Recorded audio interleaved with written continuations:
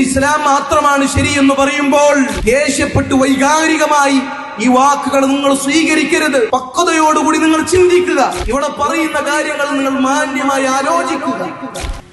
ഇസ്ലാമിനെ പോലെ സഹോദരങ്ങളെ മറ്റൊരു മതവുമില്ല. ഞാൻ മാന്യമായി വെല്ലുവിളിക്കുകയാണ്. ഇസ്ലാമിനെ പോലെ ഒരു മതം ഇന്ന് ഭൂലോകത്തില്ല. ഇസ്ലാമിനെ പോലെ ധാർമ്മികത പഠിപ്പിച്ച, ഇസ്ലാമിനെ പോലെ നന്മകളുള്ള, ഇസ്ലാമിനെ പോലെ സത്യങ്ങളുള്ള മറ്റൊരു മതവും ഭൂലോകത്തില്ല എന്ന് വളരെ മാന്യമായി ഞാൻ നിങ്ങളുടെ മുന്നിൽ ഓർമ്മപ്പെടുത്തുകയാണ്. ഈ ശബ്ദം ശ്രവിക്കുമ്പോൾ പല ആളുകൾക്കും ഇത്തരം കാര്യങ്ങൾ കേൾക്കുമ്പോൾ വൈകാരികമായി അവർക്ക് ദേഷ്യവും ബുദ്ധിമുട്ടും ഉണ്ടായേക്കാം. എന്നാൽ പ്രിയമുള്ള ജനങ്ങളെ, ഇത് പറയാനിരിക്കാൻ വയ്യ.